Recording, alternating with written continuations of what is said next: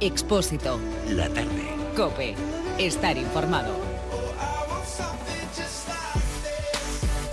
Hace poco terminaron las clases en el cole, en los institutos, algunos para septiembre o no. Verás, 5 autonomías, con Andalucía a la cabeza, dan el título de la ESO, con 2 cates, eso marca la ley, pero ojo, te lo dan ya, aunque estés citado para septiembre. Luego querremos salir bien en el informe PISA, ahora lo comentamos. El Ministerio de Educación, a través de su secretario de Estado, les ha respondido una carta, recrimina a estos consejeros de Andalucía, Aragón, Baleares, Canarias y Extremadura por las consecuencias de la decisión, ojo, sobre los alumnos. Dice el Ministerio que no podrán mejorar nota, y por lo tanto, ojito con las becas, y que no garantiza igualdad de condiciones en la educación.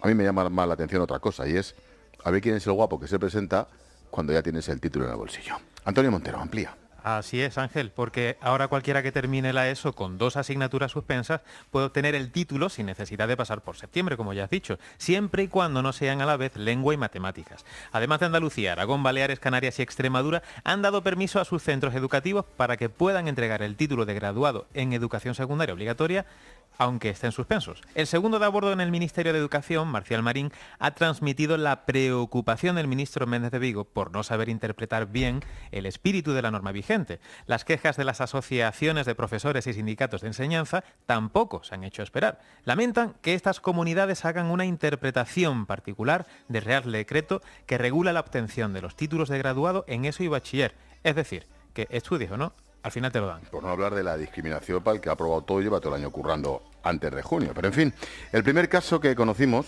yo por lo menos, fue leyendo El Mundo y se refería a Andalucía. Ahí ya hay una demanda interpuesta ante la Fiscalía, creo. Javier Puerto es el presidente de la Asociación de Profesores de Instituto de Andalucía. Javier, profesor, buenas tardes. Buenas tardes, Ángel, ¿qué tal? Javier, ¿dónde das clase y de qué das clase, por curiosidad? Bueno, yo soy profesor de Geografía e Historia en el Instituto Virgen del Castillo, en Lebrija. En Lebrija, en Sevilla, ¿no? Sí, en la zona sur de la provincia de Sevilla. Justo antes del peaje, para entendernos. Más o menos. El peaje de las cabezas, pues más o menos aproximadamente por esa altura. Claro. Oye, una ciudad ya antigua, una ciudad con mucha personalidad. Imagínate ahí en todo lo alto, es preciosa, claro que sí. Javier, sobre la demanda interpuesta ante la Fiscalía, ¿hay alguna novedad? Pues en principio la novedad que tenemos es que la Fiscalía Superior de Andalucía acaba de dictar decreto de apertura de diligencias de investigación penal. O sea que sabemos que al menos esta demanda pues ya está, digamos, produciendo sus movimientos. Esperemos que la cosa pues avance todo lo posible, porque estamos aquí hablando de unos casos en los que estamos hablando de prevaricación, estamos hablando de coacciones, de falsedad en documentos oficiales de manera masiva y reiterada. O sea que no estamos hablando de algo minúsculo, no, seguro, sino de todo lo contrario. Javier, te pregunto como profesor de chavales, pues eso, 14, 15 años, ¿alguno de estos, ojo, veo a mis hijos en esas circunstancias, ¿se presentan o les convences de que estudien durante el verano para septiembre si ya tienen el título en el bolsillo? Que a mí me conste que yo haya visto alumnos al que se le entrega el título en junio, ese alumno no se presenta en septiembre. O sea, esto que ahora estamos denunciando, porque ahora se está produciendo pues, de una manera muy llamativa, porque se relaciona con el Real Decreto que sacó el Ministerio en junio, pero esto en Andalucía se ha hecho antes. Y yo he podido ver que los alumnos que han tenido el título con 1 o 2 asignaturas pendientes en junio, pues en septiembre no se han presentado. Por otra parte es lógico, claro, tienen el título y no se han presentado. Y claro, esto, como tú has señalado antes, pues una discriminación enorme, ¿no?, para los alumnos que sí han estudiado y que bueno, y que ahora se encuentran pues que el esfuerzo pues les ha valido de bien poco. Claro. Eso por un lado. Yo el otro día hacía la comparativa de las comunidades donde se ha puesto esto en marcha, pues que las acabo de comentar, Extremadura, Canarias, Andalucía, Aragón al margen, ¿no? Y claro, cuando uno ve los ratios de lectura, de ciencias, de matemáticas en informe PISA, dices, qué curioso, coinciden en los 3 últimos puestos estas comunidades también. ¿Es coincidencia, profesor? No, yo no veo que haya coincidencia alguna. Yo lo que veo es que con esto se está cometiendo un fraude enorme hacia la sociedad andaluza, hacia la sociedad española, porque estamos devaluando el valor de estos títulos. Estamos devaluándolo desde el momento en que estos alumnos, sin tener una preparación adecuada, sin haber alcanzado los objetivos de la etapa que han estudiado, pues titulan. ¿Y qué es lo que conseguimos con esto? Pues que finalmente el título apenas valga para nada. Claro. Y esa visión paternalista de que el alumno tiene derecho al título, pues al final se vuelve en contra de él, porque el título, pues en verdad, ¿qué hago yo con un título de cuarto de ESO? Con un título de la ESO. O sea, al fin y al cabo me lo han dado... Al final lo tiene cualquiera. Claro, y me lo han dado por la cara. ¿En qué se diferencia un chaval de otro teniendo el título de la ESO si se obtiene de ese modo? No, el ejemplo es inenarrable. Antonio, pregunta. Sí, al final, Javier, te iba a decir, lo que produce en cualquiera de estas comunidades es una pobreza cultural que redunda de manera negativa. Efectivamente, una pobreza cultural y bueno, y ver que verdaderamente, como acabo de señalar, pues el título sirve de bien poco, ¿no?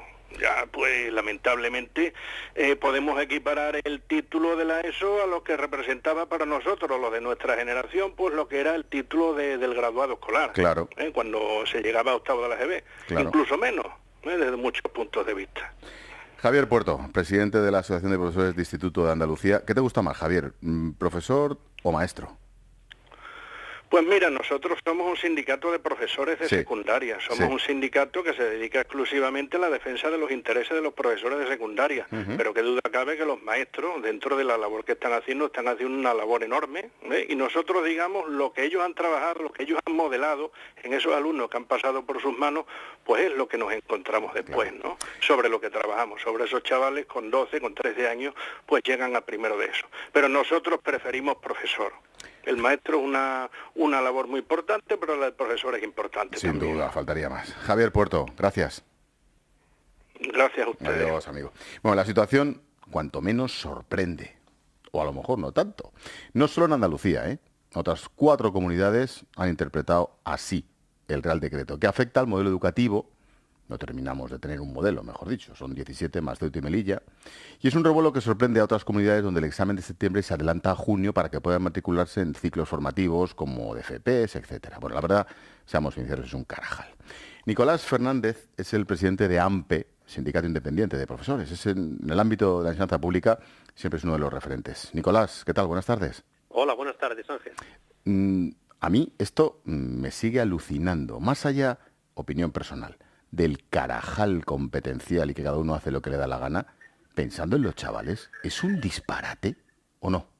Pues total, pero ahora estamos viendo los efectos de la medida porque ha llamado la atención que estas 5 comunidades, en las que fue pionera la Junta de Andalucía, ni siquiera ha esperado a septiembre para ver si los alumnos han recuperado estas asignaturas y poderle dar el título e incluso mejorar sus resultados, porque con ello se le está originando un grave perjuicio al alumnado. Tengas en cuenta que, por ejemplo, para primero de bachillerato se necesita una nota media de un 5,5 y hay alumnos que si le dan el título ahora con 2 asignaturas suspensas no podrían obtener esa media.